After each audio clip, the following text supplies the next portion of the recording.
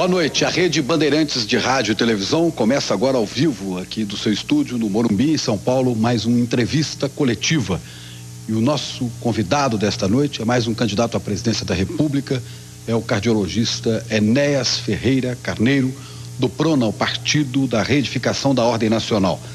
Enéas tem 55 anos, casado, 3 filhos, disputou a sua única eleição em 89 como candidato à presidência da República e na época teve pouco mais de 360 mil votos.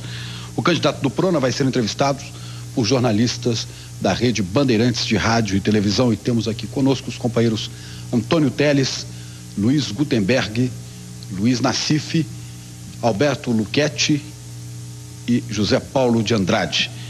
E para abrir o nosso debate de hoje, vamos ter também, havia me esquecido, a participação de representantes de entidades e instituições da sociedade, como o senhor Márcio Valente, que é coordenador do PNBE, o Pensamento Nacional das Bases Empresariais, Fernando Guzmão, da União Nacional dos Estudantes, Rubens Staffner, que é diretor de desenvolvimento do IBEF, que é o Instituto Brasileiro dos Executivos Financeiros, e Gisela Gorovitz, que é conselheira da Associação Brasileira das Mulheres de Carreira Jurídica. Os telespectadores também podem participar do nosso entrevista coletiva através do telefone 842-8000, 011 para quem está fora de São Paulo, 842-8000. Eu quero abrir o nosso entrevista coletiva de hoje com a primeira pergunta ao candidato Enéas Carneiro. Boa noite, doutor Enéas. Não há nenhum indicativo nas pesquisas de todos os institutos que o senhor vá ao segundo turno. Pouco antes de começar este programa, conversávamos aqui na Bandeirantes e o senhor dizia que tem absoluta convicção que vai para o segundo turno, que o senhor vai disputar a final dessa eleição. Em que dados o senhor se baseia, de onde o senhor tira essa informação? Boa noite ao senhor Francisco, boa noite aos senhores telespectadores e aos senhores jornalistas da plateia. É exatamente como nós conversamos há pouco, eu repito a razão de ser da minha convicção. No quadro que se encontra aí, o quadro apresentado à nação, existe uma pessoa que representa os anseios da coletividade como um todo. É desagradável falar na primeira pessoa, mas não há opção. O único candidato que tem absoluta liberdade de movimentos para, em chegando ao poder, desenvolver uma atividade no nível de estadista, compatível com a realização daquilo que se chama a vontade nacional, sou eu. Em que eu me baseio para dizer agora que há perspectiva? Existe um calor gigantesco nas ruas, nas filas de ônibus, em todos os locais por onde passa e por onde meus amigos do partido passam. Existe um processo de contaminação, um processo do qual está participando a sociedade a partir da base da pirâmide. E eu digo ao senhor, nós estamos há mais de um mês no processo. Há exemplos já extremamente contundentes de eleições que se decidiram nos últimos momentos. E a nossa, quero crer, pertence a esse tipo, uma vez que o conteúdo nacionalista, a forma convicta, a maneira contundente, clara e irretorquível em que as nossas teses são apresentadas, farão com certeza com que a população, dentro de pouco tempo, mostre um índice bem Doutor maior. Enéas, qual é o modelo, o senhor como estadista, qual é o modelo de Estado que o senhor defende para atender os chamados anseios populares? E aqui, respondendo a pergunta do senhor, que já muitas vezes me foi feita, eu defendo um Estado que é forte, não um Estado fraco que aí se encontra. Um Estado técnico, onde nos cargos estejam indivíduos de preparo, que tenham nível de excelência, e não políticos escolhidos porque transitaram nos corredores do Congresso durante décadas, como está ocorrendo novamente aí. E o Estado intervencionista por excelência. Eu sei que essas teses se chocam com teses que o senhor inclusive apresentou, que eu conheço, mas eu estou expondo a sua pergunta. Quando o senhor pergunta, o Estado já o caracterizei, direi mais, um Estado nacionalista. Um Estado que vai lutar para fazer com que um país rico como o nosso deixe de ser servo no cenário internacional. Uma vez que é ponto de vista meu e do grupo que está comigo, que riqueza não é um papel pintado. Riqueza não é um papel emitido nos Estados Unidos. Riqueza é um subsolo como nós temos, o mais rico do planeta. Riqueza é uma fonte de energia inesgotável que os países dos trópicos têm, como o nosso, Fonte essa que nos dá, em um dia de sol, o equivalente em energia a mais de 300 mil usinas de Itaipu. Os países ditos ricos não têm energia. Se não tem energia, não tem nem futuro. E por isso é que existe toda essa gritaria internacional, né, da qual infelizmente fazem parte dirigentes nossos, no sentido de tentar convencer a população brasileira que ela não tem futuro, que ela é pobre mesmo e que tem que abrir o mercado, abrir tudo. Essa é a nossa tese. O governo nosso será absolutamente nacionalista. Quanto à forma do poder nazista, quanto à inspiração panteísta, não é isso? Bom, quanto à ideologia, seria uma tecnocracia. O senhor está perguntando ou está afirmando? Se o senhor está afirmando, eu me calo.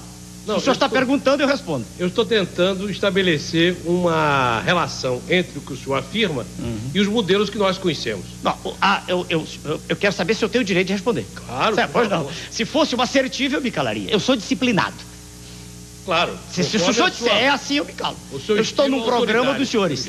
Eu estou num programa dos senhores com regras e obedecerei às regras. É para responder. Não é nazista uma vez que o Partido Nazista foi criado, já existia antes o Partido Operário Alemão, depois se transformou em nazista.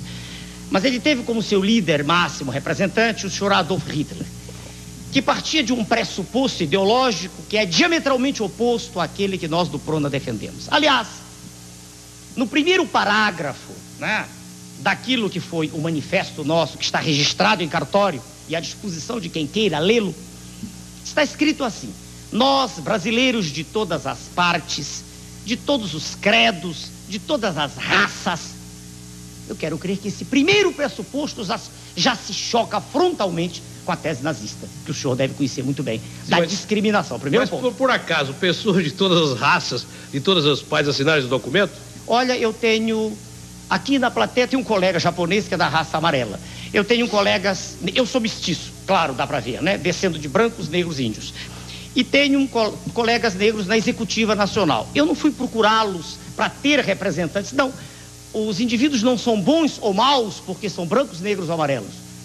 Eles têm uma bagagem genética e essa bagagem recebe influências do meio e coisas boas ou más vão vicejar na dependência da estimulação externa. Então, o senhor poderia relacionar todas as ações, todos os serviços que vão ser prestados pelo Estado nesse modelo que o senhor defende? Perfeito. Pergunta clara, como é natural. Bom, primeiro, o Estado vai intervir no sentido de evitar o que vem ocorrendo. Vamos falar de riqueza. A desnacionalização das nossas jazidas. Isto é um crime contra a soberania nacional. Minério não é commodity. Minério não é um bem renovável. E os nossos minérios do subsolo são mandados para o exterior de há muito, né? Como se fossem bens renováveis. Eles resultam, veja o senhor, de um processo geológico numa escala de tempo que é muito superior à de uma vida humana. Então, enquanto os Estados Unidos detêm suas reservas estratégicas, nós exportamos como se fossem bananas as nossas riquezas, das quais o nosso pobre povo não tem nem noção, não tem nem ideia de que existem. Isso se refere a manganês, a ferro, manganês fundamental para siderurgia, ferro, isso para estânio, isso para alumínio, na bauxita, inclusive bauxita refratária, e isso valeria uma hora de discussão, mas saiamos deste assunto para outros. Pretende-se a cada instante, e eu ouço isso, e houve uma tentativa colossal de quebrar-se o monopólio da Petrobras. O nosso partido é radicalmente contrário a isso, e digo por quê para o senhor. Uma empresa eficiente, uma empresa que em 40 anos de existência investiu mais em capital do que todas as multinacionais instaladas no país em 100 anos. Elas todas investiram 72 bilhões de dólares. A Petrobras sozinha investiu 82 bilhões. Pode interromper. O senhor é um grande profissional aí de cardiologia. O senhor ganhou essa excelência técnica de mão beijada ou o senhor disputou muito para chegar onde chegou? Não entendi. O senhor é um grande especialista em cardiologia. Nós conhecemos a sua reputação. Muito obrigado. O senhor chegou onde chegou? De mão beijada, ou batalhou? Eu cheguei através de um esforço extremo, que é o esforço que a Petrobras fez desde 1954. Por que peraí. A Petrobras perfurou algumas centenas de poços. Nos Estados Unidos, eles perfuraram dezenas de milhares. Estão num patamar que é pequeno. Por que a competição pode ser ruim para a Petrobras, no caso? é simples. Petróleo é energia. Aliás, do nosso ponto de vista, está saindo isso no nosso livro, que estará, se Deus quiser, para toda a imprensa à disposição, lá pelo final do mês, o nosso projeto completo de governo. A Petrobras, o senhor perguntou em que seria, perdão, perdi. Por que a Petrobras, a competição seria nociva a Petrobras se ela será tão estimulante em outras áreas? Sim, eu respondo ao senhor. O grande problema não é a competição, ela é extremamente válida em muitas áreas. A questão é que energia é poder. Energia, não há nada que se faça no mundo sem energia, nada. Nem no nível da matéria inanimada, nem no nível da matéria viva. Se nós não nos alimentarmos, dentro de pouco tempo pereceremos. E, no nosso ponto de vista, é perigosíssimo, dado um fato que é notório para qualquer pessoa que tenha um mínimo de lucidez, ou poder que tem o capital estrangeiro aqui, hoje, no nosso país. É perigoso, do nosso ponto de vista, que se quebre o monopólio, no sentido de que atrás de capital nacional, quer dizer, como existem de mineradoras, quer dizer, como o ICOME, por exemplo, um nome nacional, mas atrás venha um potencial gigantesco, né, de países do primeiro mundo, do G7, e que nos tire aquilo que nos dá soberania. Nesse sentido apenas, nesse momento em que nós dizemos que não faz sentido, do nosso ponto de vista, que se abra o monopólio. Mas deixa eu só entender Entendi perfeitamente, senhor. Beleza. Jazida embaixo da terra não é riqueza. Opa, aí eu discordo do senhor. Ela vira riqueza quando é trabalhada, quando se vende, quando se trabalha, quando se utiliza na siderurgia, embaixo da terra. Como é que o senhor pretende, no caso aí, segurando as jazidas, como é que o senhor pretende fazer uma exploração? De que capital que o senhor acha que o Brasil pode dispor para fazer uma exploração? Qual seria a exploração racional dessas jazidas? Perfeito. Bom, primeiro, eu me permito discordar do senhor, e não vai nisso de respeito. É o natural nas discussões, claro, né? O papel não é riqueza. O papel é apenas um instrumento de troca, mais nada.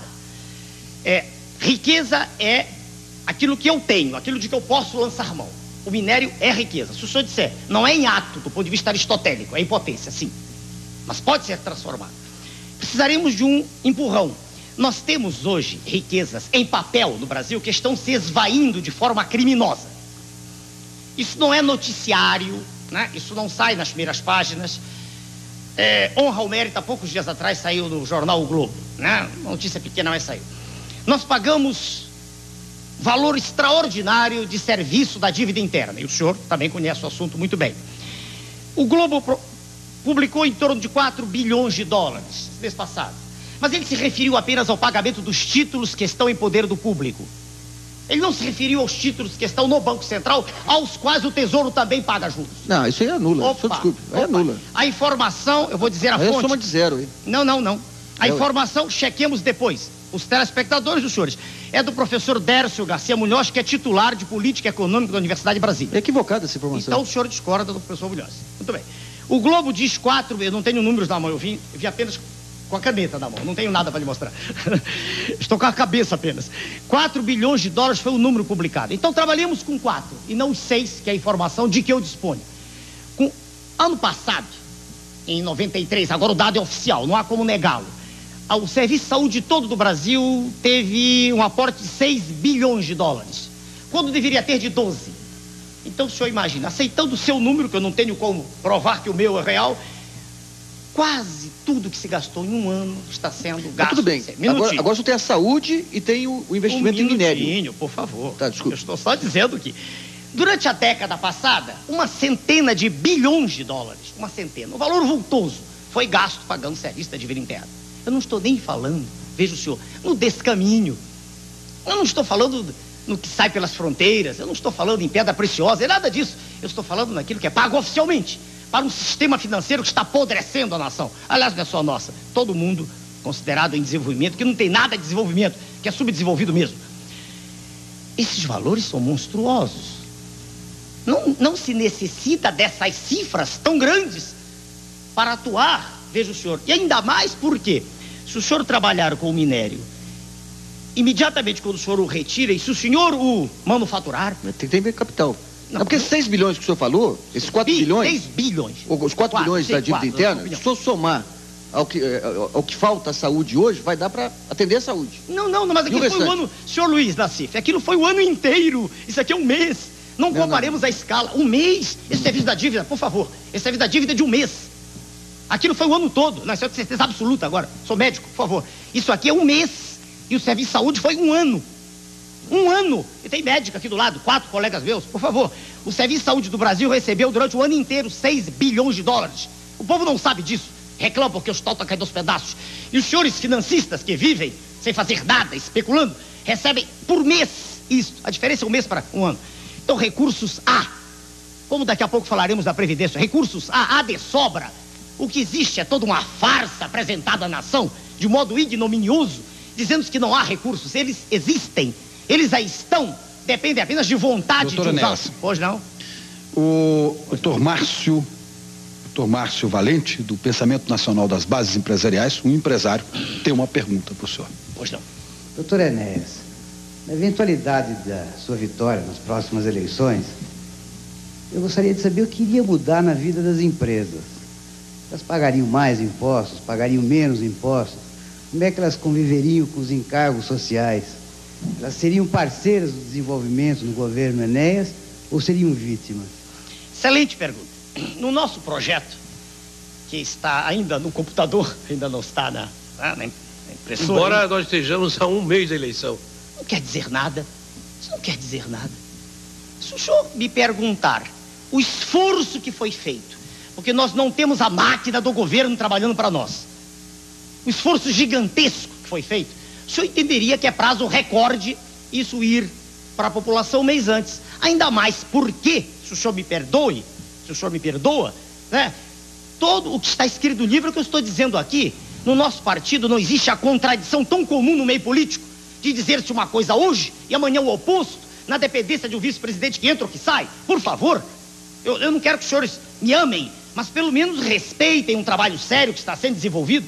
O senhor está um mês de modo irônico. Um mês é tempo de sobra para quem não é imbecil para entender teses. Agora, se o sujeito precisa de um ano para entender uma tese, ele deve dosar urina, porque ele deve ter oligofrenia fenilpirúvica. É muito por favor, bom isso. algum minutinho, eu vou responder muito o senhor. bom. Não, agora, por favor. A pergunta do Muito senhor bom. Eu vou Márcio responder o senhor. Valente, Por favor. do PNB. Por Vou favor. responder, por favor. Como é que é o negócio? Senhor Márcio, eu repito se for preciso daqui a pouco. Senhor Márcio, não há contradições. Empresa é fundamental,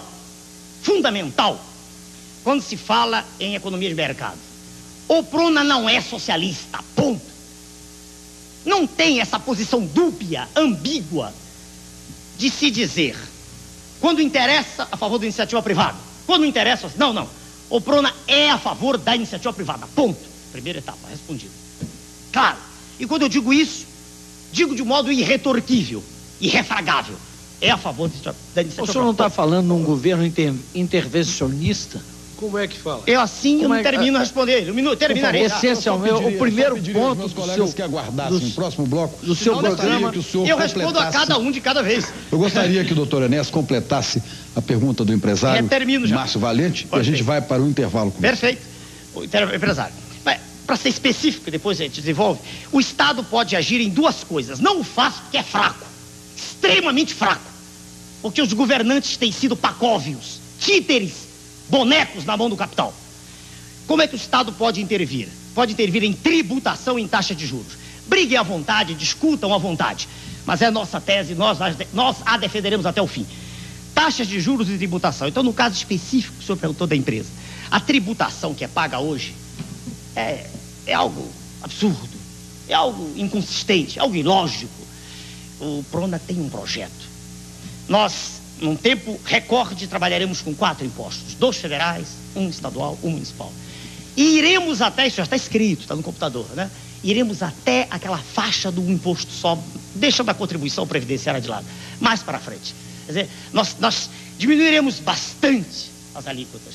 Faremos com que o empresário possa investir, porque diminuindo taxa de juros também, ele se sente bem para investir. Hoje, qualquer indivíduo que tem bom senso e quer ter lucro, ele prefere aplicar dinheiro, é mais fácil do que investir. Então as empresas terão o direito de viver dentro de um Estado, dentro de um conjunto em que a sociedade terá prazer de trabalhar e o empresário de investir. Haverá um retorno que hoje é mínimo. Hoje o retorno do capital próprio brasileiro é menor do que o internacional. Ele aparentemente é maior quando se trabalha com... o senhor vai ampliar o Estado? Como é que o senhor amplia o Estado? Só um momento, o senhor terminou? Terminei? Então nós vamos fazer um pequeno intervalo, entrevista coletiva volta daqui a pouco. Com prazer.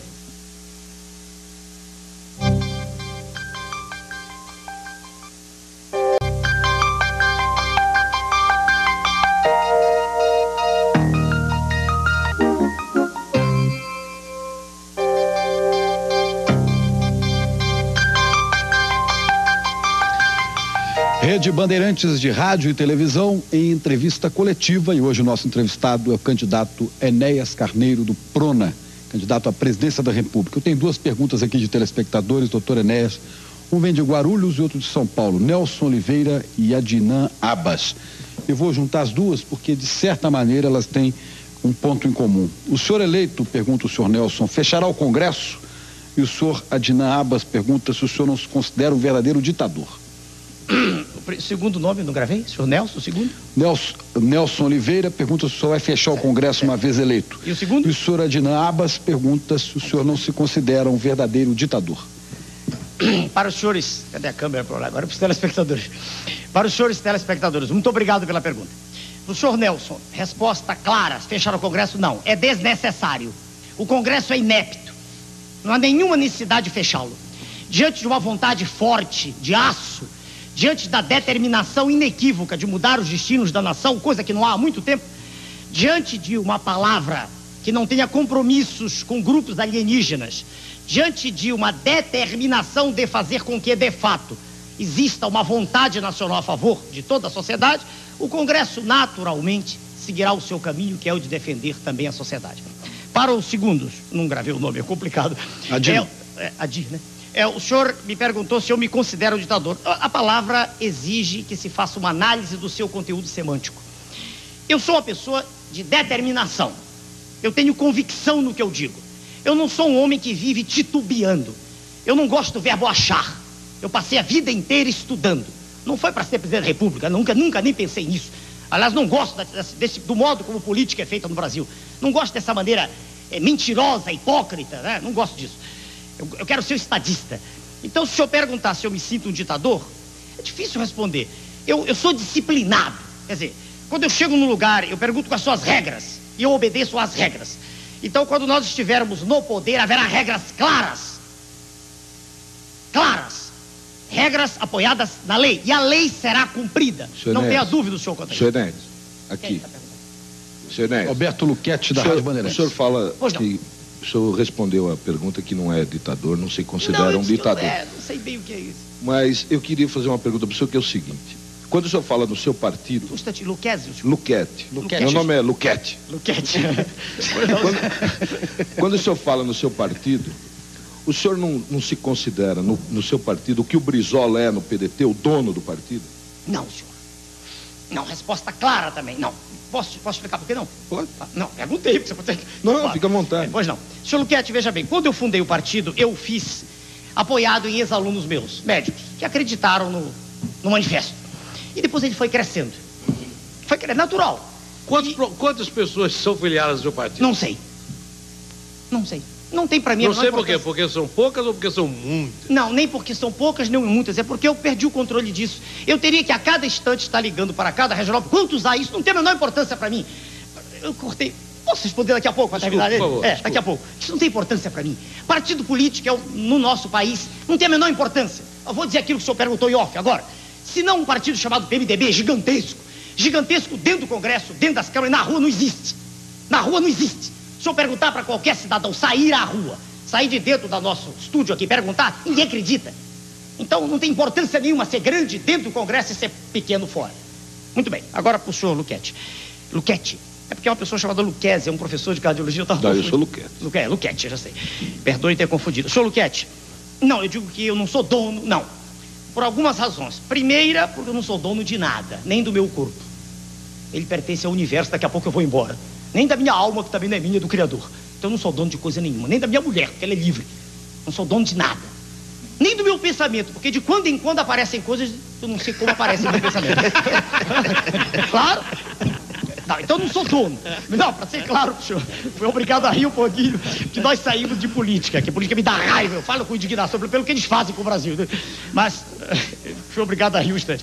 Veja, senhor, não, então eu não sou dono. Agora, se o senhor perguntar, colegas mais próximos do grupo de executiva, me conhecem bem, eles me conhecem bem e dizem assim, olha, isso aqui está errado.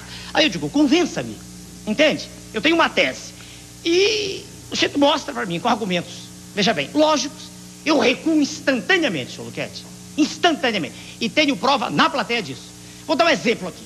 Abertura para o Pacífico, um exemplo. Todo mundo fala nisso, né? Todo mundo fala, é interessante abrir para o Pacífico, abrir aquele corredor ali atrás do Acre, né? E aí eu tenho no partido um elemento extraordinário, infelizmente não pôde estar hoje aqui, um almirante Roberto Gomes Silva, conhecedor profundo de geopolítica, com quem aprendo muito no convívio. Existe respeito recíproco, como deve existir entre as pessoas, e ele me mostrou que isso não é tão importante assim, não. Ninguém está falando nisso, eu sei, só para dar... Então eu ouço. Agora, se eu vejo o menor interesse, veja o senhor, de alguém tirar proveito próprio, aí, perdoe, eu sou radical, não aceito. O partido, a meu ver, ele deveria se estruturar pensando na nação, pensando em nós, nos nossos filhos, pensando na sociedade como um todo. Não devia ser de um grupo, não devia ser partido assim como uma parte da sociedade, não. Ele devia ser um pensamento. O pensamento pode estar certo ou errado, não tem nada com isso, mas um pensamento defendido e harmonia entre os indivíduos daquele partido, para que não haja essa colcha de retalhos que a gente vê hoje. O senhor, o seu partido tem um nome, para quem não sabe, o PRONA tem o nome de Partido da Reedificação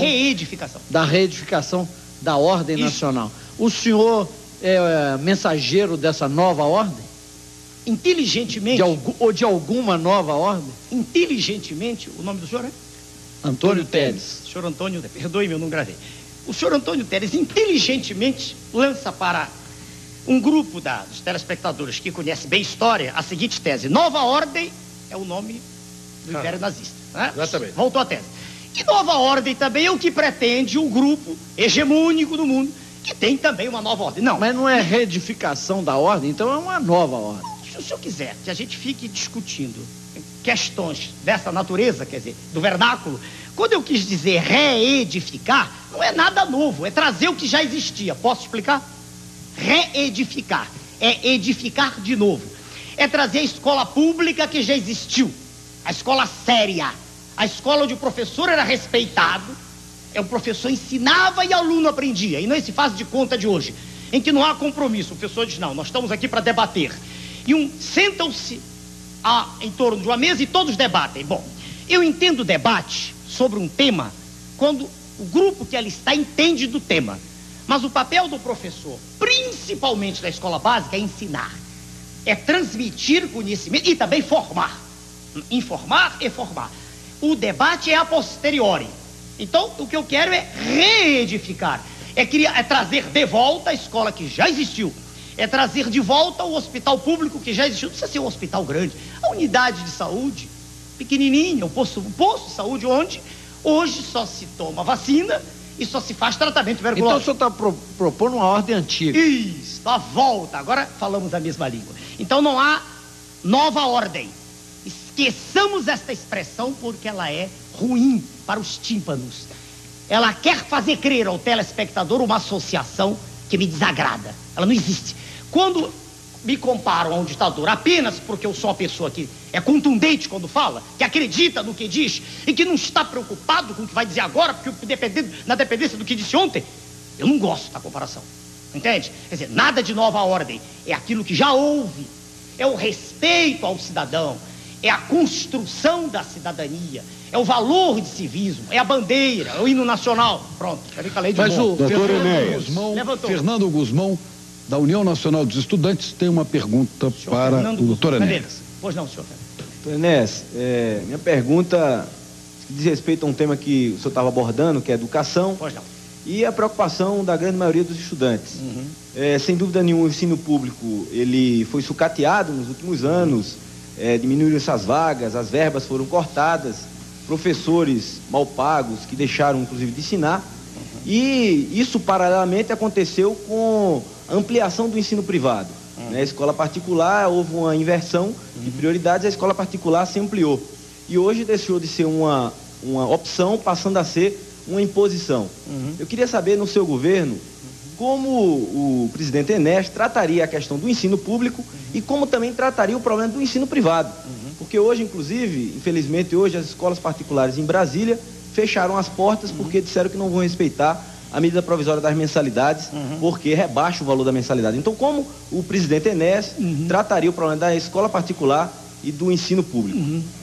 Senhor Fernando, o nome do senhor. Senhor Fernando, a pergunta do senhor traz dentro dela já embutida a resposta. É uma questão de parar só e pensar. Se eu disse que pretendo trazer, eu e o grupo que está comigo, se nós pretendemos trazer de volta o que já existiu, é evidente, é axiomático, é inconteste, é inconcurso, que a escola pública vai ter nível de excelência. O nosso professor do curso primário, porque hoje é primeiro grau, esse amálgama em que se misturaram a problemática da criança e do pré-adolescente, foi tudo misturado, esse primeiro grau, nesse monstrengo que é Estado educacional, isso vai acabar. Vai voltar a haver a separação, como era no passado. Primário, bonitinho, e o ginásio. Dê o nome que quiser isso, os nomes não têm importância. Mas vai ser separado conosco. Isso estará publicado daqui. Aliás, há uma conferência de educação agora para a qual eu também fui convidado por força da lei. Senão não teria sido, claro. Né? Claro. Então, veja bem, vai voltar essa escola sendo de excelência, como a escola que eu tive, onde aprendi a falar e escrever corretamente. E vai ser assim, porque vai ser feita uma cruzada cívica a favor da língua nacional também. De respeito ao vernáculo, nessa escola onde o professor vai ser bem pago. E há recursos também para isso. Não me venham com essa história que não há recursos de novo, né? Há recursos de sobra. O professor vai ser obrigado a ser reciclado. Deputados não vão para o exterior com vantagens diárias de algumas centenas, $500 dia, para passear no exterior, não aprender nada, né? Porque não se pode investir em professor de modo contundente e exigindo dele o cumprimento. Então a escola vai ter nível de excelência, a primária, a básica. Com isso, o governo não tem o direito, veja o senhor, de fechar a escola particular. Não. Senão estaria havendo uma contradição com a primeira tese, que nós respeitamos a iniciativa privada. Agora, a escola particular vai existir. Mas no meu tempo, eu me lembro, do meu lado, naquela escola que era de Madeira, lá em Rio Branco, Acre, diretora viva ainda. Saudação à senhora Clarice Ficuri, diretora, estou falando para a tela, a senhora Clarice está viva ainda, diretora da minha escola, que era de Madeira, hoje está de alvenaria, só que a qualidade caiu muito de ensino, muito. Veja o senhor, naquela escola havia ensino de primeira categoria. Os indivíduos, filhos de famílias abastadas, para lá iam com prazer, os pais mandavam, o senhor está entendendo? Assim como eu não vou pegar o indivíduo está na economia informal, agarrá-lo e dizer venha para a empresa, não é isso. Vamos fortalecer a empresa, vamos investir na empresa, vamos fazer com que o empresário tenha segurança, tranquilidade para trabalhar. E aí o indivíduo que está na informalidade, ele pouco a pouco vai preferir a estabilidade. Assim também a escola particular. Pouco a pouco irá sendo drenado esse contingente enorme que está na particular e irá caminhando para a pública. Espera aí, uma coisinha mais. Agora, na segunda pergunta, o senhor falou sobre a lei. Brasília, senhor Fernando Guzmão, em estando no poder, nós somos a favor da lei. A lei tem que ser cumprida. Se ela é boa ou má é uma questão a ser discutida a posteriori. O senhor entende? Lei existe para ser cumprida. Em 89 eu dispunha de 15 segundos para falar. Falava 14, eu cumpria a lei. Entende? Lei existe para... Senão não é lei. O senhor está entendendo? Então, se eu perguntar a minha opinião sobre o que está ocorrendo, eu sou radicalmente contra. Mas eu não tenho poder para intervir. Entendeu? Se a lei... Se há uma medida provisória que determina isso ou aquilo, ela tem que ser cumprida, ponto final. Mas o que eu perguntei é o seguinte, qual o tratamento que o senhor daria? Porque a escola particular hoje, pelo quadro do ensino público, ela na verdade é uma escola obrigatória. Porque se não tem vaga na escola pública, o pai, a família é obrigado a ir para a escola particular. Aí esse fato de Brasília. As escolas, em função de não acharem a lei favorável a elas, não cumprem e fecharam as portas até que a medida provisória não seja aprovada no Congresso. Então, de que forma o senhor agiria nesse caso, sendo presidente da República? Meu Deus do céu, o que o senhor está me perguntando também tem uma resposta óbvia. A lei existe para ser cumprida. Veja bem, se o sujeito não cumpre a lei, há diversas maneiras de ele ser apenado, diversas, que se procure no Código qual é a pena a ser cumprida e que a pena seja imposta, sem discussão, independentemente de quem seja ele ou do nível social. Doutor Enélio, o senhor está dizendo o seguinte, se não fosse, respondendo a ele, se o senhor fosse presidente da República, o senhor não faria nada, entregaria isso ao poder competente, que no caso seria o judiciário. É isso que o senhor está dizendo? Peraí, um minutinho. Não teria nada a fazer? Eu nem parei aqui para examinar a questão. Eu não sei qual é o artigo. Eu estou perguntando porque ele fez uma pergunta, como é que o senhor agiria? Mas veja bem... O senhor está dizendo que... Cumpra-se a lei. Cumpra-se a lei. Então o senhor não faria nada... Peraí, não é não fazer nada. Convocaria o judiciário para decidir? Eu não sei, estou dizendo para a nação, qual é o artigo. Eu não sou doutor em direito, eu só tenho direito constitucional, a única parte de direito que estudei. Eu nunca disse que era doutor em direito, meu currículo completo. Veja bem, eu não sei qual é o artigo ao qual está havendo desobediência, mas deve haver uma penalidade prevista. Celso, entende? Então essa penalidade tem que ser utilizada. Esse indivíduo que está descumprindo... Aplicada pelo Poder Judiciário. Claro, pelo Poder Judiciário. O Poder Judiciário terá que fazer aquilo que deve. O presidente Itamar também mandou cumprir a lei. E foi cumprida? Não foi. Como que o senhor faz para cumpri-la? Porque Sua Excelência, o presidente, não usa dos poderes que tem. Então o senhor usaria? Ah, sem dúvida. Mesmo... Sem dúvida. Mas quais os poderes do presidente aí sobre o judiciário? Opa. Vamos aí que está a história. Vamos bem devagar. Eu pediria que o doutor Enéas guardasse esta resposta para daqui a pouquinho, depois do nosso intervalo.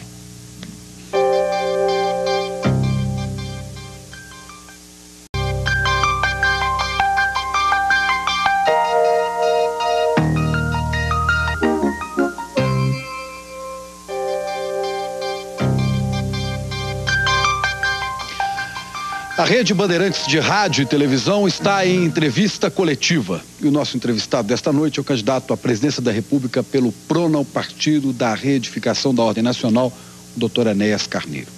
No bloco anterior, havia ficado uma pergunta aqui do nosso colega Luiz Nassif. Eu pediria que ele refizesse a sua pergunta. Doutor Enéas, a pergunta é a seguinte: dentro de um regime democrático, aí o judiciário, o presidente não tem poder de prisão.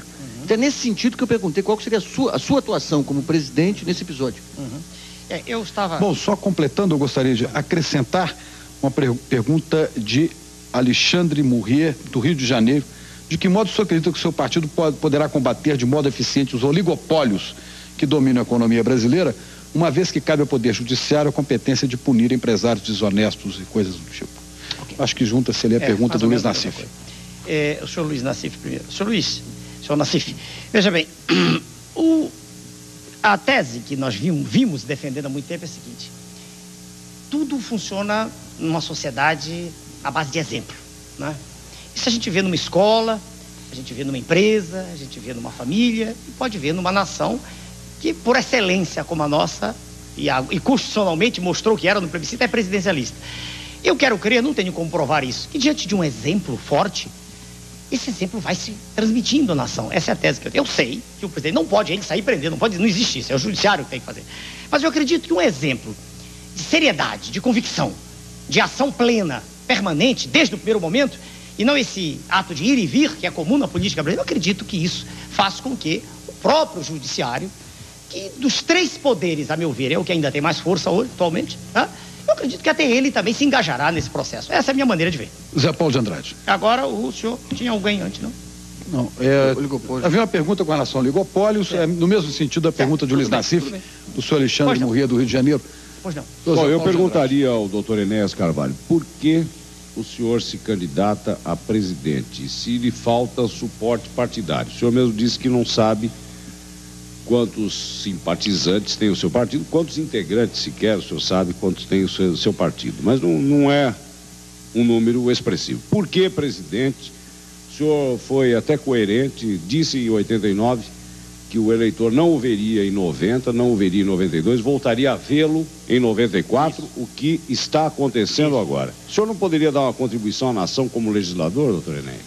Perdão, o nome do senhor? José Paulo. Senhor José Paulo, algumas corruptelas só que eu me permito corrigir. Meu nome é Enéas Carneiro. O senhor disse Carvalho, por isso que eu perguntei seu nome antes. Não, nada demais, senhor. Não, obrigado a saber. Meu nome é Enéas. Também porque eu digo na televisão sempre meu nome é Enéas. É mais fácil, né? Exato.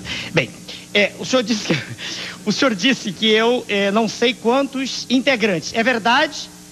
E eu respondo por quê? Porque isso não tem a menor importância. E eu já dei exemplo aqui de público, isso não tem importância. Integrante filiado, não tem importância. Não existe estrutura partidária no país ligada à sociedade. Não existe. Agora, simpatizantes eu sei, sim, senhor. Isso eu sei. Os simpatizantes se revelam a cada instante que eu vou à rua. São os simpatizantes. Não dos que gritam apenas Enéas, esses são um número grande, mas dos que se aproximam para me abraçar, para apertar minha mão e dizer eu estou do seu lado para endireitar o Brasil. Então eu sei quantos são. São um número bastante significativo. O senhor confirmou o que eu disse em 89, eu lhe agradeço a sua observação. Eu disse que não me candidataria a nenhum outro cargo. E a última questão, a não ser a presidente. E agora por quê? Porque, observando o quadro que aí está diante de nós, veja o senhor, de deterioração termodinâmica progressiva da ação pública. Isso é bom. Gutenberg, desculpe. Eu me impressiono com as suas expressões, são realmente muito curiosas. Muito obrigado. Eu passei a vida estudando, senhor. Reflete isso. Então, pro senhor. Pro senhor José Paulo, então. Estou me obrigando a sorrir, tá vendo? O programa tem um tom. O senhor não está com problema de labirintite, não, Não, doutor? senhor, não. Hein, doutor Enéas? Não, nenhum. Não, porque fala daqui, o senhor olha pra lá. Não, eu olho pra cá, pra que rir dali também. Tem problema de labirintite, eu conheço. Então, a natureza me deu um dom esse de fazer com que haja um ambiente descontraído, a pessoa ri, isso me agrada. Esse é um dom do Criador, né? Veja bem, eu não gosto é quando se mistura isso com as teses que eu defendo.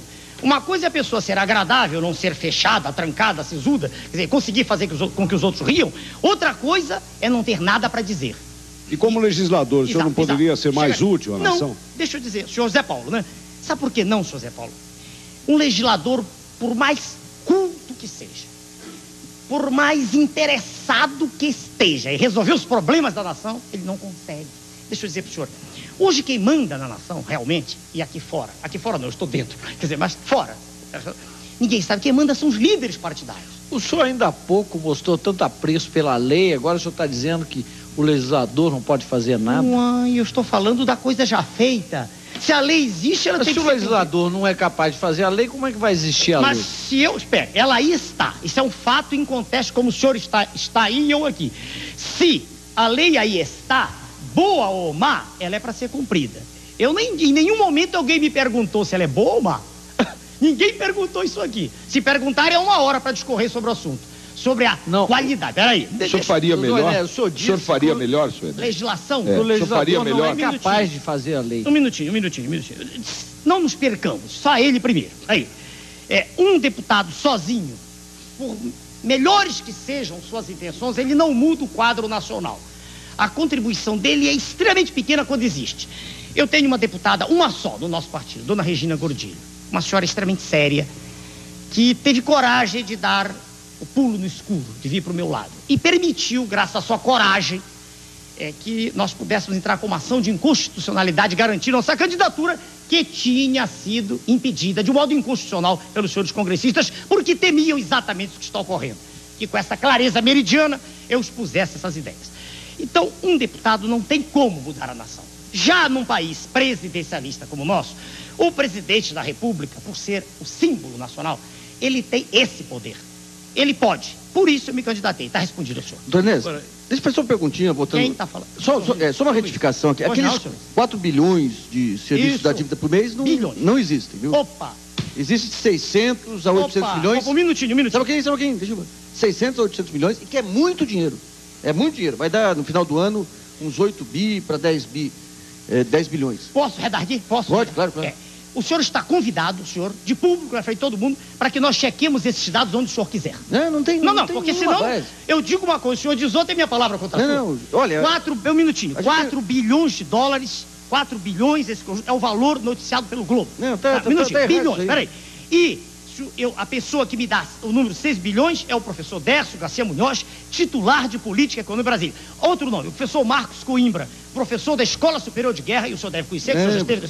Não, assim não. Quer dizer, o senhor tem um número, eu tenho outro. Não, então... eu vou explicar o meu número, o senhor apresenta o seu aí. Não, mas eu não trouxe nada. Eu vim... Mas eu apresento a lógica. A lógica o senhor... Lógica é da sangria da nação, que a nação não sabe. Eu sei, mas deixa eu... A lógica do valor. Eu apresento a lógica do valor, o senhor rebate. Pois não.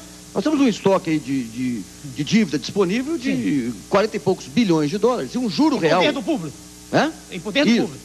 E um juro real. O senhor disse aos quais não se paga o juro. Professor, se o Tesouro paga para o Banco Central, tá dentro do governo, não sai para fora. Isso não existe, isso aí. Não existe.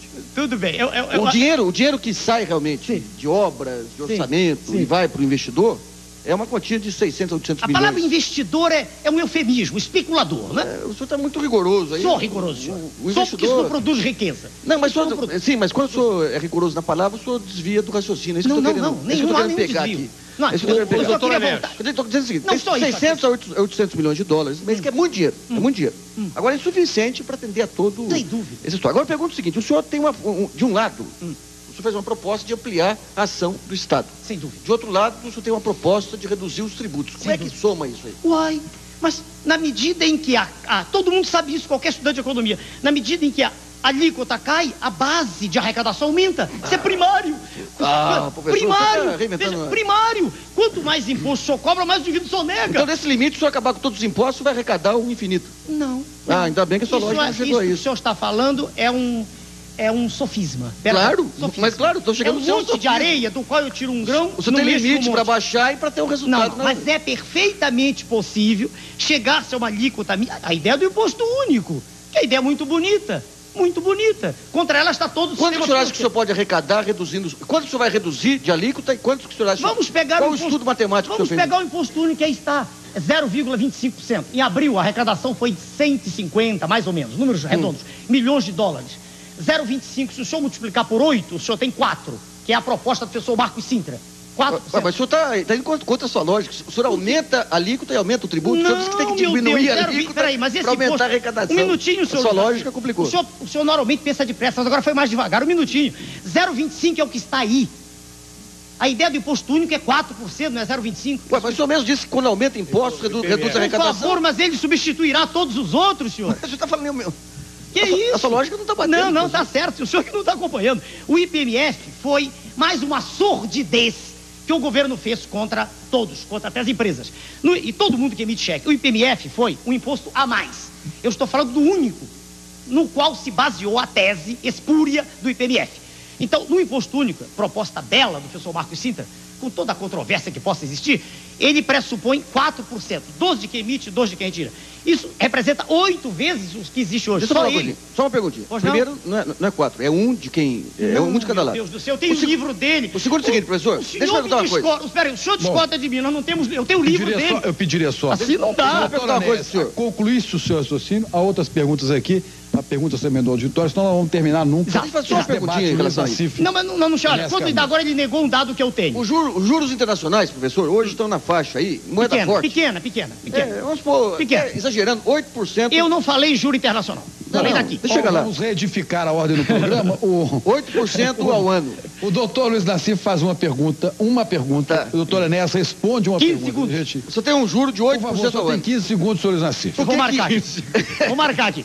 Por que eu usaria cheque se a cada transação eu pago 4%, que equivale a metade do juro anual em economia desenvolvida? Por que eu usaria cheque? Bom, a ideia é que quando eu tiver esse imposto, eu teria eliminado essa carga tributária. Ele substitui tudo mais. Não responde. Responde, porque todos nós pagamos mais de 4%. Respondi. É de 4%? É 4%. Por que eu usaria cheque se vai me levar metade de uma remuneração? Quando eu emito cheque, meu Deus, está havendo uma... Eu pago 2, o outro é que vai pagar 2. É 2. 2% é menos do que tudo que eu pago hoje com todos os 58 impostos que aí estão, sem dúvida. Precisamos uns 2 centavos e lemos o livro. Doutor Enéas, o senhor tem na sua biografia, o senhor tem uma vida interessante, normal. Obrigado. Quer dizer, o senhor foi um bom aluno de escola, o senhor... Excelente aluno, professor. Excelente aluno, diz a sua diretora. O senhor foi um sargento, né? Primeiro lugar de turma também. O sargento. O senhor disciplinado. Depois tornou-se médico, é um cardiologista respeitável, que dá cursos de pós-graduação, né? Com grande sucesso em São Paulo, no Rio, etc. E forma turmas especialistas de eletrocardiograma e tal. Tudo bem. Por que o senhor, para fazer política, tem que dar um salto? O senhor não cumpre um programa normal, o senhor não organiza um partido, o senhor não vai no Congresso. Organizar? Mas eu tenho registro definido. Desculpa, interrompi. Por que o senhor não faz uma bancada? Por que o senhor não avança progressivamente rumo ao poder? Será que o senhor quer ganhar pela excentricidade, pelo exotismo, por essa insolência com que o senhor faz a sua propaganda? O senhor não acha que é perigoso expor-se uma pessoa séria, com a vida profissional respeitável que o senhor tem, a uma espécie de brincadeira? Porque, na verdade, nós somos analistas de política e não conseguimos enxergar esse otimismo do senhor. Aparentemente, pelo menos, o senhor não tem a menor chance de se eleger. Pergunta, o senhor está demorando. Pois é. Tempo aqui. Não tinha chance de se eleger. Como é que o senhor... Por que o senhor não faz? O senhor tem 15 segundos. Por que o senhor não faz? Já passou muito mais, eu quero o direito de Agora ele tem mais 15. Por que o senhor não faz? O caminho normal. O caminho normal de chegar ao poder. Aqui doeu as regras. É isso aí.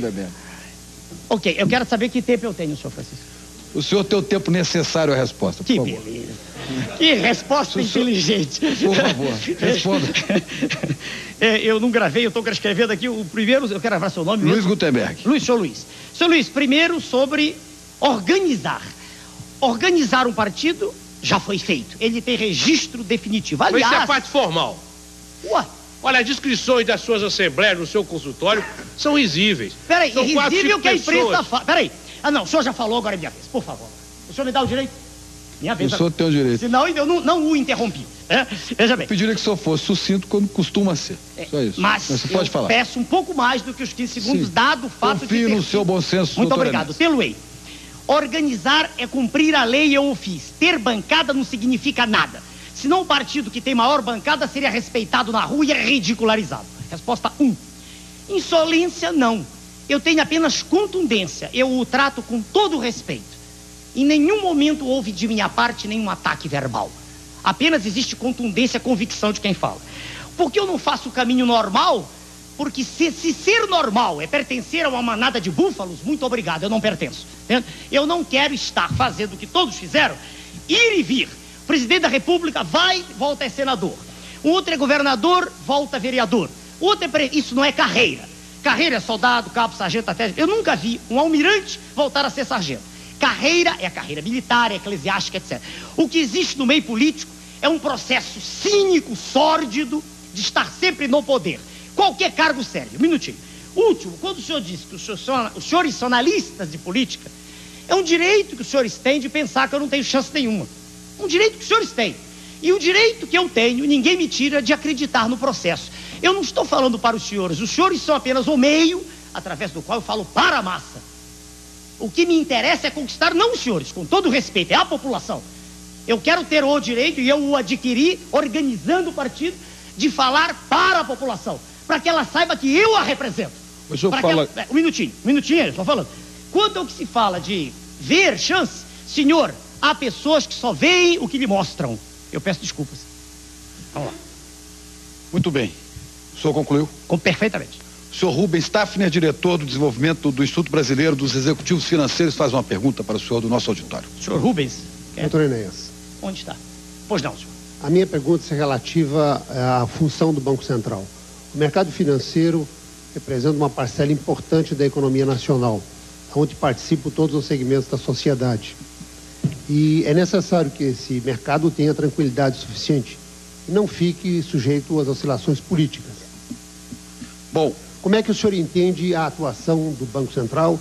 Como é que o senhor vê um Banco Central independente? Bom, esta também é pergunta de Gilberto Souza, do Rio de Janeiro, que nos telefonou no 8428000. Qual a posição de Enéas em relação às atuações do Banco Central, do Banco do Brasil também, acrescentando, e da Caixa Econômica Federal? Perfeito. Para o senhor Rubens, com todo o respeito à sua pergunta, como toda pergunta merece, nós temos no PRONA posição clara e inequívoca quanto a isso. O senhor disse, em sua alocução, que o sistema financeiro precisa ter tranquilidade. Concordo. Mas eu discordo de que o sistema financeiro deva ser o segmento da nação mais privilegiado. Eu entendo o sistema financeiro como um dos elementos, não como o mais importante. Nós vivemos hoje, os países ditos em desenvolvimento, uma ditadura financeira. Ditadura pura do capital. E do pior que é do capital improdutivo. E eu respondo ao senhor, é nossa posição com a qual ninguém é obrigado a concordar. Nós pensamos assim, se o Banco Central for independente, vamos fazer eleição para eleger o presidente do Banco Central. Não vamos eleger o presidente da República. No nosso modelo, é nosso, ninguém é obrigado a aceitá-lo. No nosso modelo, o Banco Central estará afinado com a política da presidência da República. Pode haver um órgão intermediário, isso é irrelevante, mas estará afinado. Essa é a nossa resposta. Nós vamos fazer um pequeno intervalo, entrevista coletiva, volta daqui a pouco. Até já.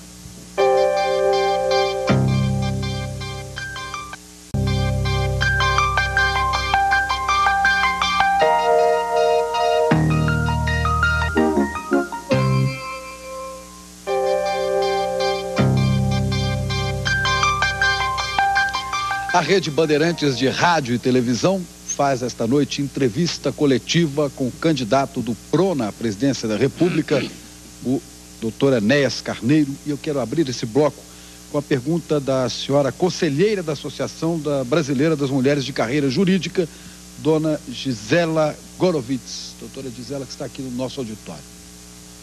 Doutor Enéas, com os temas reforma agrária, escalada da miséria, o senhor armaria uma equação? Doutora, no nosso projeto nós imaginamos o termo reforma agrária, a expressão reforma agrária, como algo de muita controvérsia. Nós pensamos numa reordenação do espaço agrícola. A propósito, Luiz Dutra, de Três Lagoas, Mato Grosso do Sul, telefonou perguntando qual a política agrária do Imaginamos a divisão que já existe do homem do campo que quer produzir em 2 grandes grupos.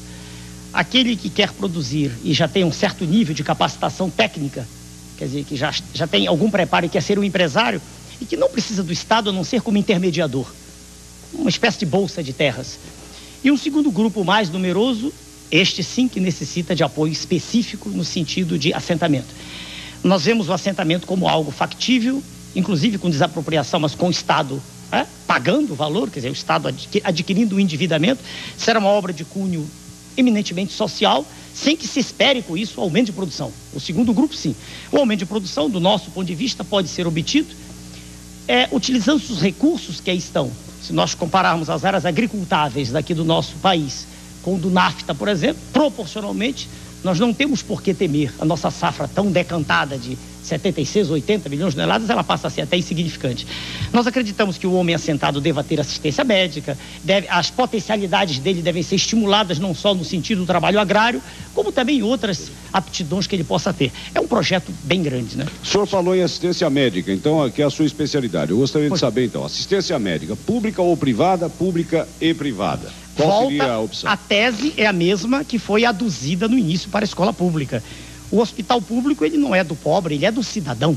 Quando um cidadão comum, cai na rua desacordado, se ele tem se ele cai e ainda está consciente, ele pode, se tiver dinheiro, ele chama até o helicóptero. Mas se ele está desacordado, se ele cai desacordado, pobre ou rico, ele vai para o hospital público. O hospital público é o direito de todos. Então, da mesma maneira, o Estado vai intervir, vai fazer com que o sistema de saúde volte a ser o que devia ser. Você acha que o médico tem que ser um assalariado, doutor Inês? Sem dúvida, como qualquer outro. Por que não? O médico, veja o senhor, hoje ele tem salários aviltados como professor. Aliás, peraí, é rara hoje a forma de atividade profissional que é bem remunerada, raríssimo. Mas só para terminar lá. Então, o sistema de saúde único, de novo, é uma falácia. Ele está no papel. Nós temos, eu não disse não houve oportunidade, nós temos uma centralização doutrinária.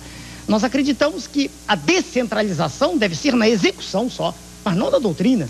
O que nós pretendemos e faremos valer, em lá chegando, é que o atendimento médico seja o mesmo em todo o país. Isso é possível.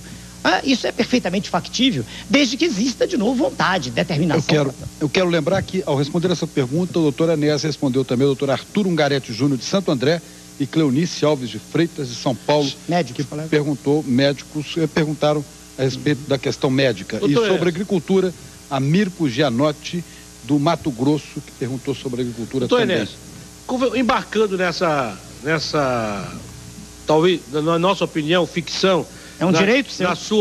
Na coisa, uma certeza, de que o senhor vai para o segundo turno, quem é que o senhor gostaria, quem é que o senhor imagina que vai ser o seu competidor? Difícil responder isso. Extremamente difícil, muito difícil. Por quê? Porque o quadro é altamente indefinido, porque a base da pirâmide, que realmente é quem elege, que não está mais assistindo ao programa, porque acorda às 4 da manhã, a base da pirâmide está ainda sem nenhuma definição. Estatísticas feitas por diversos órgãos mostram que metade da população não está participando ainda. O processo se define nas 3 últimas semanas. Está extremamente difícil. O ex-governador Leonel Brizola acha que as pesquisas são uma conspiração contra ele, contra certamente o senhor também, porque... Eu nunca disse isso. Bom, mas... Quem? O senhor afirma que está bem, tem grandes possibilidades. As pesquisas dizem que não. As pesquisas retratam, veja o senhor, um instantâneo, elas não são um filme. Elas mostram aquilo que elas viram, num universo que não é bem caracterizado. Elas escolhem um grupo ali, segmentam. O senhor teria condição de fazer uma avaliação comparativa, sincera, das ideias e do programa dos seus rivais nessa disputa para... Não gostaria de fazer isso, não. O meu caminho não tem nada a ver com desses senhores. E quanto o seu partido está gastando nessa eleição? Quanto pretende gastar nessa eleição? 2 perguntas. Quanto está gastando? Até agora gastou do meu bolso, porque eu não vendi nenhum bônus. Nenhum.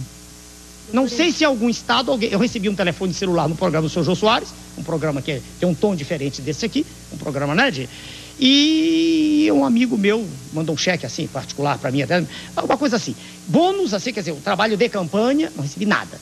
Então, o que a gente... Hoje a passagem foi paga pelos senhores aqui. Né? Então, o hotel é pago. Eu já disse isso em outros programas.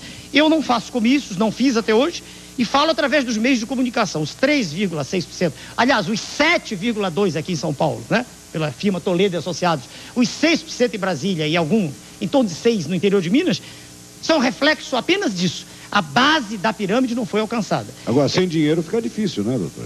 Bom, o dinheiro suficiente para a passagem eu tenho. E eu não acredito, veja o senhor, que a população se deixe enganar mais uma vez, como aconteceu em 89. Existe todo um processo de fermentação no seio da sociedade em que existe ainda uma esperança. Eu quero crer que a nossa candidatura trará de volta essa esperança. Olha, ela não troca a doutora um Fernando Gisela, por outro, não? a doutora Gisela Gorovitz. Não troca um Fernando por outro, não? Se a massa vai fazer isso ou não? Não sei, senhor. É um direito. A doutora... Um minutinho. Eu nunca pedi voto a ninguém. Nunca. Voto é uma decisão de dentro, é espontânea. Nunca o fiz e não pretendo fazer. Eu apresento uma mensagem, o senhor deve observá-la na tela e dou meu nome no fim. É uma opção que se apresenta.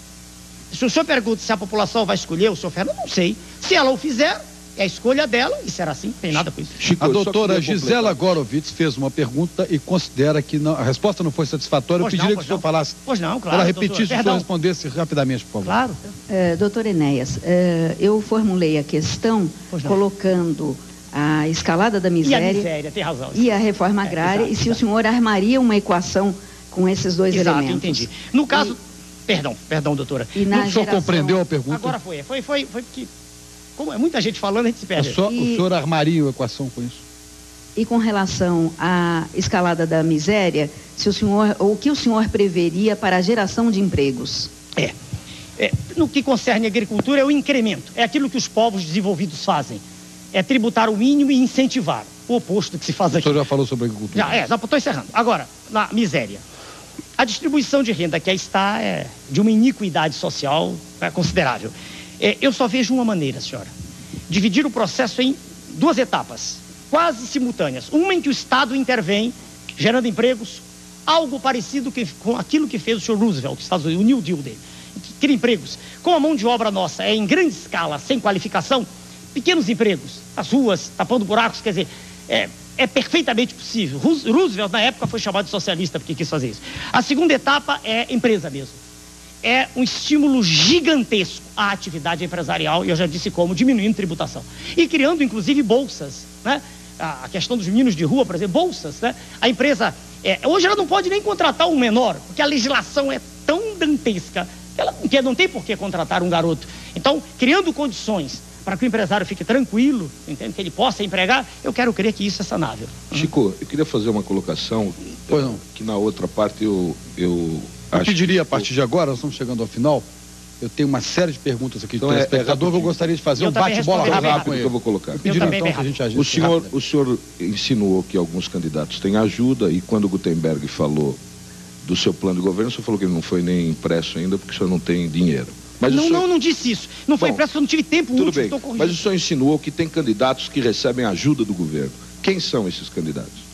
Olha, eu não tenho como documentar, provar. Mas o senhor deixou a entender que tem alguém que recebe ajuda do governo. Veja bem, eu quero crer que se o dinheiro aparece... Bom, vamos ser claros. Para quem, senhor Enéas? Vamos lá. Sua Excelência, o candidato do governo, que é ex-ministro... Quem é? O nome dele? Que necessidade, todo mundo sabe. Sua Excelência, o senhor Fernando Henrique. O homem que era ministro, Sua Excelência, o cidadão que era ministro, é um homem que tem um programa milionário. Milionário. Graças à ajuda do governo? Não sei, não posso afirmar. Mas o senhor está insinuando. Veja bem, é difícil caracterizar isso. Veja, essas coisas... Então não pode insinuar, senhor Enéas. Ou pode? Eu estou pensando para lhe responder. Não, corrijamos a expressão do governo. De fontes não conhecidas. Pronto, fica melhor. Não. Melhor. O senhor falou aí em estado forte intervencionista. Não conhecidas. O senhor falou em estado forte técnico intervencionista. Técnico intervencionista e nacionalista. Sem dúvida. Guardei bem. Sem dúvida. Doutor Enéas Carneiro. Sem dúvida. Não vou errar de novo. Sem dúvida. O senhor me lembra muito Jânio Quadros, que dizia que o Estado deve ser forte e ágil. Esse intervencionista não seria o ágil do Jânio Quadros, que tinha como gurus políticos Nasser e De Gaulle. Quem são os seus gurus políticos? Eu não tenho gurus, eu admiro o ex. presidente francês, Charles de Gaulle, eu admiro pela personalidade, eu admiro qualquer pessoa que tem determinação. Nasser também? Eu conheço bem a trajetória, não conheço bem a pessoa, eu era criança, né? Não tem. O senhor de Gaulle, sim. Agora, quando o senhor pergunta sobre o Estado, sobre ágil, a palavra para mim, ela, de novo, ela é de um linguajar extremamente moderno. Ágil é rápido, ágil ao pé da letra é isso. É um Estado que intervenha naquilo que a sociedade espera dele. Hoje o Estado é servo da classe política, é inimigo da sociedade, é isso. Bom, eu tenho aqui uma série de perguntas do telespectador. Eu vou começar a falar rápido com o doutor Enéas, pedir que faça um bate-bola rápido com essas perguntas. Não vai conseguir falar mais rápido, né? Hermelindo Trevisan, de São Paulo. Pergunta, eu pediria rápidas respostas, que é um bate-bola. Que proposta o senhor tem para os aposentados? Receberem uma aposentadoria digna depois de terem trabalhado 3 décadas e meia. Isso é possível? É possível, sem dúvida. A história da Previdência, eu não há mais tempo aqui, é outra farsa também. Bom, Jefferson de Corumbá pergunta se o senhor acredita em Jesus Cristo. Sem dúvida. Josué Gonçalves de São Bernardo do Campo, o senhor é a favor da pena de morte? Totalmente contrário a qualquer forma de eliminação da vida. Contrário à pena de morte, contrário ao aborto. O aborto, o senhor responde. Contrário Daniel Melo de Brasília. E Marcílio Duarte de São Paulo, o senhor é a favor de controle da natalidade? Controle de modo educacional, não controle de modo através de intervenção. Ensinar as pessoas que é muito mais fácil educar um número menor de filhos do que uma prole muito grande. Leonardo José Paulino de São Paulo, o senhor vai fazer o que com o Plano Real se eleito? O Plano Real é uma ficção, não dá tempo para explicar aqui. Existe hoje... Você vai acabar com a moeda, é isso? Não é acabar com a moeda, é criar uma série de condições que façam com que realmente a moeda tenha valor, e não isso que está aí, que é uma farsa. Marcos Lima do Recife, qual a situação das Forças Armadas no seu governo? Reaparelhadas para que possam ter o seu lugar no papel de defesa da segurança e da integridade do território nacional. Hélio Ferreira Lobo de Barbalha, no Ceará. O que o senhor pensa do projeto de mudança do curso do Rio São Francisco? E o senhor tem algum projeto para resolver o problema da seca? Sem dúvida, o projeto já é antigo, não é meu, é de muito tempo atrás. A perenização das águas dali daquela região, a utilização das águas subterrâneas, tudo isso está dentro do nosso projeto para o Nordeste. O Nordeste, na verdade, não tem seca, ela é fabricada. Isso é uma farsa também. E o serviço militar obrigatório? Sem dúvida, porque sem serviço militar obrigatório, nós não teremos forças armadas com jovens imbuídos de um ideal para defender a nação. Quando você fala segurança externa ou interna, ou ambas? Segurança, eu citei, da nação em relação ao exterior. A segurança interna só em momentos de absoluta necessidade. Mas talvez esse momento já esteja existindo. Como, por exemplo, fazer cumprir as escolas fazerem cumprir a lei? Não, nunca pensei nisso. Nunca pensei. Estou pensando no que concerne, por exemplo, a situação do Rio de Janeiro, onde 3 pessoas conhecidas minhas foram assassinadas há pouco tempo agora. Bom, Eliana pergunta de São Paulo, pergunta o senhor se é a favor do serviço militar para mulheres. Nunca pensei nisso. Eu não tenho nada contra, tem que pensar nisso. Nunca pensei. Rui Barbosa da Bahia, mas Rui é de Barbosa, Itabuna. nasceu no dia 5 de novembro, o senhor Rui Barbosa. Bom, esse é de Itabuna. Pensei que era o senhor Rui Barbosa. Não, eu estou dizendo que Rui Barbosa de Itabuna, na Bahia. Você está vivo, não é o Rui Barbosa da história. Pergunta como o senhor combateria a corrupção no Estado. Não, isso está respondido. Ação firme, enérgica, né? A Mauri de Almeida Campo Grande, o senhor já falou sobre distribuição de alimentos no Brasil. Qual seria o projeto? O senhor falou nisso? Não. Quando falou da agricultura? Eu não gosto dessas coisas. Eu não gosto de nada disso, não, desse processo de estar dando comida. Isso não resolve nada. Tá? Claro que naquele momento em que o indivíduo está morrendo de fome, um prato de comida resolve. Mas a médio prazo isso tudo é uma farsa. O que tem que ser feito é gerar emprego. O que tem que ser feito é investir na empresa. O que tem que ser feito é diminuir tributação. O que tem que ser feito é diminuir taxa de juros. O que tem que ser feito é privilegiar o capital produtivo em detrimento do capital especulativo. De que maneira o futuro presidente Enéas tratará da dívida externa? Até agora só os ministros da Fazenda e presidentes nunca tiveram coragem de tratar a dívida com dignidade. Ricardo Rissuti, um radialista de São Paulo. É muito difícil mexer no último acordo que foi feito agora. Esforços extremos serão desenvolvidos tentando melhorar o acordo, mas o acordo já foi fechado agora há pouco tempo. Bom, há outras perguntas aqui que não vão dar tempo. Eu gostaria só de selecionar 2, uma de Paulo Carvalho, de São Paulo, que pergunta: se eu não tivesse concorrendo à presidência, em quem o senhor votaria para senador, governador e presidente? Também é, de certa forma, a pergunta de Carlos Benedito de Osasco, que fala qual seria o seu segundo candidato. Em quem o senhor votaria para governador, presidente e senador se o senhor não fosse candidato? Agora o Prona lançou seus candidatos, mas há muito tempo atrás, movido de indignação absoluta com o que eu vejo na minha terra, terra na qual eu nasci, e que vejo entregas baratas há muito tempo atrás, eu vinha anulando o meu voto. Em quem o senhor votou a última vez, senhor Neto? A última vez foi no senhor Jânio Quadros. Última vez. Estava em 1970. Antes do regime militar, antes da ditadura. Quando ele foi candidato à presidência da República. Jânio Quadros foi antes, né? Ah, mas não foi para prefeito de São Paulo. 60. Não, prefeito de São Paulo não. Votei antes. 1960 para presidente. É, E o senhor ficou satisfeito com a performance dele? Não. É uma farsa também, não? Por isso que o senhor não votou. É uma farsa também, senhor? Minutinho, um de cada vez. Mas é uma farsa também? Um de cada vez. Eu votei no senhor Jânio Quadros, eu era um garoto e eu acreditei no que ele dizia. Foi uma farsa? Difícil responder. Muito difícil. Eu era um rapazola, não tinha as informações de que disponho hoje e fiquei triste com o resultado. Fiquei triste, inclusive, com a renúncia dele. Muito triste. Ele teve 6 milhões de votos e a renúncia, a meu ver, foi uma decepção. Foi isso.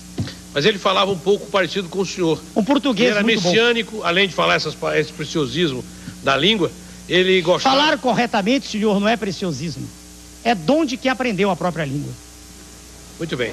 O senhor está falando com o escritor Luiz Gutenberg. Eu peço desculpas. Não é Por favor. O senhor tenta ironizar uma discussão. Minutinho. O senhor tenta ironizar uma conversa séria. Eu estou falando para uma população ávida de informações. Ávida de saber o que um candidato à presidência da República tem a fazer por ela. Então o senhor me perdoe. Quando o senhor ironiza, eu falo a linguagem. Repare que eu não preparo, não tenho nada, tenho um papel em branco. Faltou falar, doutor Enéas, do menor. Quem está falando? Faltou falar do menor. Zé Paulo. Senhor Zé Paulo. O senhor defende o direito do menor ficar na rua? De jeito nenhum. Rua não é lugar de ninguém morar.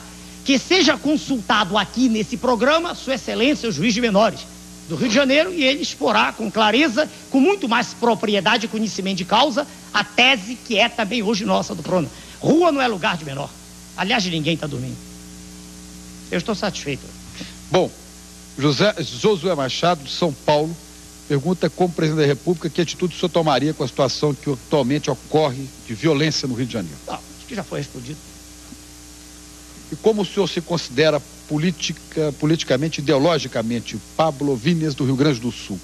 Difícil. Definir linha hoje de atuação política é muito difícil. Esquerda e direita se mesclam hoje. Da esquerda eu tenho a vontade de ter uma sociedade com direitos iguais, onde todos tenham os mesmos direitos. Isso é da esquerda. Isso está escrito em qualquer livro clássico. Então isso eu tenho da esquerda, a vontade de uma sociedade justa. Não tenho da esquerda a vontade de fazer regime socialista. Quer dizer, aquela destruição da iniciativa privada, não. Da direita eu gosto da ordem. Eu não gosto da desordem da esquerda, da baderna, das invasões, não gosto disso. Então há elementos de um lado e de outro. Se o senhor me perguntar, eu sou um nacionalista, convicto.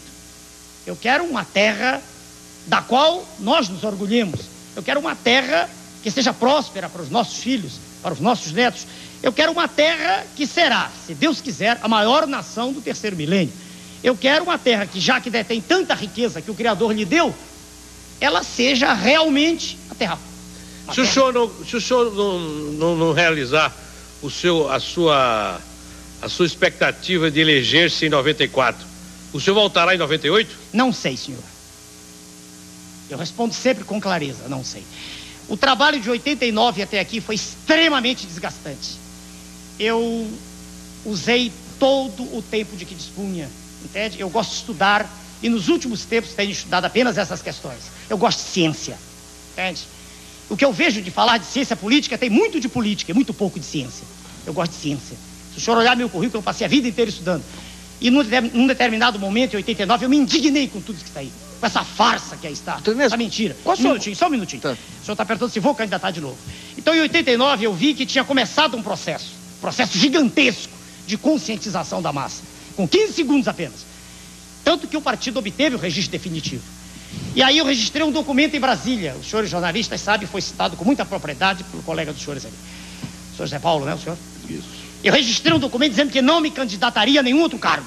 Em compensação, aceitou o emprego do SBT para fazer uma intervenção usando o pitoresco do nome Enéas. Um minutinho. Pitoresco é a maneira como o senhor vê, não é como generais, brigadeiros, engenheiros, médicos veem que estão comigo.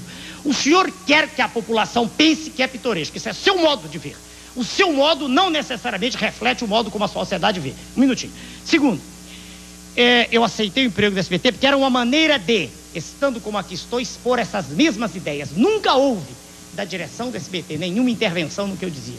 Aquele minuto dentro de um programa que é de jornalismo, eu o tinha com liberdade. O meu agradecimento ao SBT, ao sistema brasileiro. Então eu repito, naquela ocasião eu deixei no documento impresso a ressalva, que me candidataria outra vez, né? Poderia ou não fazê-lo. Eu não registrei nenhum documento agora. Então, para ser bem claro ao senhor, eu não sei se candidataria. Doutor Enéas, faz uma pergunta. Como é que o senhor encara aí, o senhor estava falando em ciência, a sua especialidade? Qual é o papel que o Brasil, qual é a dimensão hoje da... Medicina? Dessa medicina mais voltada cardíaca e qual o potencial que se tem no Brasil para virar um grande centro? Eu pediria que o senhor fosse tão rápido quanto possível nessa resposta. Entrou no assunto, é difícil. Veja, senhor, do ponto de vista de assistência, nós estamos muito mal. Assistência efetiva, muito mal. Nós temos núcleos de excelência, como o Instituto Coração em São Paulo e muitos outros, Paraná, Rio Grande do Sul, Rio de Janeiro. Mas no atendimento básico, veja o senhor, ao cardiopata, ao hipertenso, ao coronariopata, nós estamos mal. Nós estamos mal não é por culpa dos nossos colegas médicos, é por culpa do Estado, que está fraco, ineficiente. Nós estamos muito mal. Agora, nós temos núcleos de excelência que fazem tudo para despontar e que competem com as melhores organizações no exterior. E sem dúvida, senhor. Quem o senhor acha que estaria bem no seu governo como ministro da Saúde? Eu dei aula para mais de 20 mil pessoas. É facílimo escolher, senhor. Mais de 20 mil médicos, facílimo. O senhor acha, o senhor falou agora há pouco que às vezes vem um pensamento que o senhor não sabe de onde. É verdade. O senhor acha que é uma força superior que o encaminha para ser candidato a presidente? Se eu respondesse isso de modo insensato, precipitado, eu estaria sendo mentiroso. Se eu dissesse ao senhor, agora, nesse momento, e para a população, eu sinto que Deus, eu estaria sendo, perdoe-me, ridículo diante de mim mesmo. Eu não sei de onde vem a inspiração, não sei. Se o senhor me perguntar se eu creio em Deus, creio. Mas eu não vou ser cínico de dizer aqui que recebi chamado, nada disso. Isso seria de um cinismo que eu não aceito, o senhor entendeu? Agora, se o senhor disser, de quando em quando o senhor recebe, digamos assim, no momento exato, a iluminação, quer dizer, aquilo que faço, o que eu respondo, o que tem que ser respondido, é verdade, acontece. Doutor Isso é uma dotação do Criador. Doutor Enéas, nós vamos terminando o programa, mas tem 3 perguntas aqui que eu não posso deixar de fazê-las, de Alexandre Jardim, de São Paulo, Marcos Antônio da Silva, de São Miguel Paulista, e de Armindo dos Santos Ferreira, de São Paulo. O senhor é pessoa pública, o senhor não acha que sem barba ficaria com aparência melhor? Não acha que o tom de voz mais baixo ajudaria? O outro, que é um advogado, o senhor tem alguma preocupação com o seu visual? Talvez se o senhor cortasse a barba, ficaria mais digerível a quem vota. E Armindo dos Santos, se o senhor ganhasse a eleição, cortaria essa barba? Ela é ridícula. Está feito as perguntas. O senhor escolheu aquelas que são, por excelência, histriônicas. São 3. Sem dúvida. Inteligentemente, o senhor deu o tom que lhe interessa dar ao final do programa. Agora é minha vez de responder. Eu digo ao senhor que as outras já foram feitas. Certo. Essa é a interpretação que o senhor faz do meu trabalho. Sem dúvida. Não, do finalzinho só. Antes não. A barba porque não tem nada... Pois não teriam, o senhor me desculpe, elas não teriam tanta relevância quanto outras que foram feitas, e eu então as guardei por serem as últimas para o final. O senhor não vai receber todas. Vou responder. A barba não tem nada a ver com o processo político. Eu deixei crescer na década de 70, quando eu estava escrevendo um livro. O trabalho de ter que fazer barba todo dia me cansava, e eu, quando percebi, já estava, não era mais barbudo, já estava barbado. E gostei, deixei. Não tem nada a ver com o processo político. Sobre mudar visual, não. Eu sou assim mesmo. E para aquele que diz que é mais digerível, eu respeito o seu direito. Eu não estou pedindo voto ao senhor, estou me apresentando à população. E a última eu nem me lembro. Acho que era barba. Eu não notei barba e visual, a última eu não vi aqui. Era isso. É barba também. Muito obrigado aos senhores. O senhor está no equilíbrio, então. O que faltou lá, está aqui, está equilibrado. Muito obrigado pela sua participação na nossa entrevista coletiva. Doutor Enéas, eu agradeço aos meus colegas aqui presentes e convido para, novamente, na segunda-feira que vem, entrevista coletiva com outro candidato à presidência da República. E atenção, amanhã, às 10h30 da noite, aqui na Bandeirantes, com a mediação de Marília Gabriela, nós vamos ter o primeiro debate entre os candidatos à presidência da República, com a confirmação de todos os candidatos que aí estão, que asseguraram a presença